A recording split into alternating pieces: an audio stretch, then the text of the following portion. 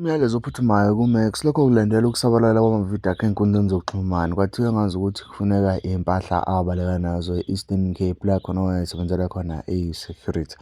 Engazi ukuthi wabaleka ne-sound system yesonto la owayesebenzela khona. Ngaphandle kokumoshela isikhathi sakho mntwana sekhaya, ake silalele le video sizwe ukuthi ngempela le ndoda iqinisile yini. Kodwa-ke enza ukulungile upresse i-subscribe button ne-like button. Wenze sure ukuthi uvidiyo masiphelile uyakhomenta. Nayo ividiyo yendoda ichaza Ngo Max ofuna umphakathi wase-Eastern Cape.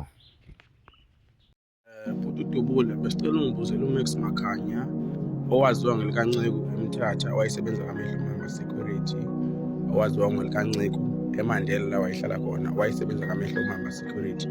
Umphakathi nesonto lapho ayesonta khona uNceko bacela ama-instrument nama-organ lawa ahamba nawo eseyeka kamehlo mama security eMandela eMthatha.